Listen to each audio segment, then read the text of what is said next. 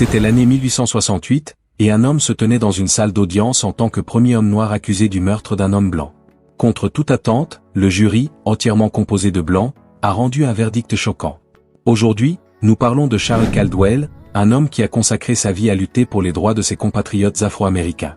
Ses efforts ont joué un rôle majeur dans la formation de l'histoire noire. Mais avant de rentrer dans le cœur de cette histoire, pensez à vous abonner à votre chaîne L'Œil du Savoir pour découvrir les histoires des réalités du monde entier et les réalités géopolitiques d'Afrique. N'oubliez pas de partager, d'aimer et de nous laisser un commentaire pour nous encourager. Avec cela, commençons.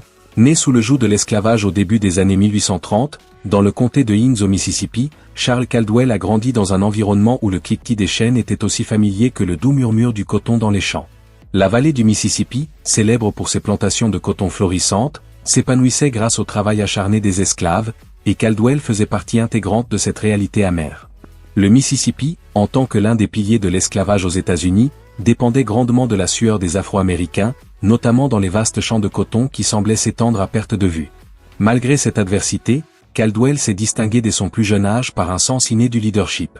Doté d'un esprit acéré, il était admiré par ses compagnons pour son habileté à résoudre les problèmes et pour ses conseils éclairés. Des qualités qui allaient sans aucun doute tracer la voie de son avenir. Déterminé à s'instruire envers et contre tout, il a appris à lire et à écrire en cachette, une prouesse rare pour un esclave.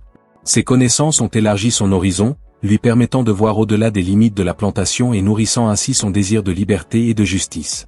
À l'âge adulte, Caldwell a exercé le métier de forgeron dans la petite ville de Clinton, située non loin de Jackson, au Mississippi. Les forgerons étaient très prisés pour leur capacité à fabriquer et réparer des outils et des instruments agricoles, essentiels au bon fonctionnement des plantations. Vers les années 1850, une législation marquante, connue sous le nom de Fugitive Slave Act, a été adoptée, bouleversant la vie des Afro-Américains, dont celle de Caldwell.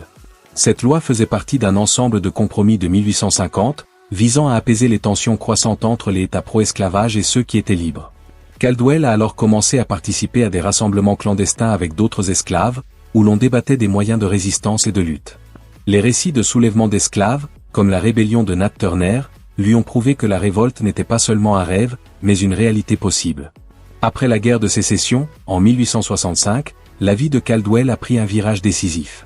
Il a joué un rôle majeur dans la politique de reconstruction du Mississippi, contribuant à l'élaboration de nouvelles lois visant à réintégrer les États du Sud dans l'Union et à redéfinir les droits des esclaves récemment affranchis.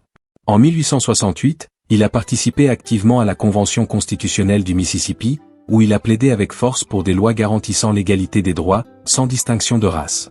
Cette même année, Caldwell s'est retrouvé accusé de meurtre à la suite d'une fusillade avec le fils d'un juge. Bien que la situation ait été injuste, il a été jugé par un jury entièrement composé de blancs, contre toute attente, a été acquitté, marquant ainsi une victoire cruciale pour la communauté afro-américaine du Sud post-guerre. Après la guerre civile, Caldwell a pris part à la politique et a été choisi comme l'un des 5 hommes noirs pour siéger au Sénat du Mississippi en 1869. Il a été un fervent défenseur des droits civiques et de l'égalité, soutenant les amendements 14 et 15, qui ont été cruciaux pour les droits des Afro-Américains. Son engagement pour l'éducation a conduit à la création d'écoles publiques gratuites au Mississippi en 1871. Cependant, son rôle politique a été marqué par la violence.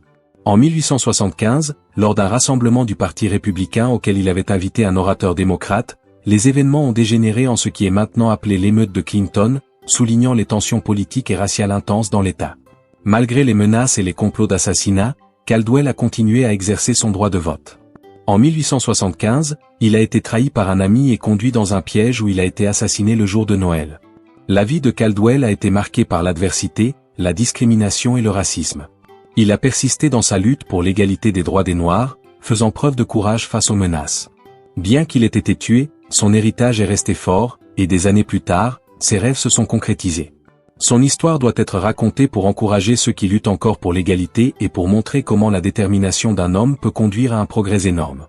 C'est tout pour aujourd'hui. Si vous avez trouvé la vidéo d'aujourd'hui inspirante et stimulante, veuillez la partager avec d'autres, vous abonner et laisser vos commentaires ci-dessous.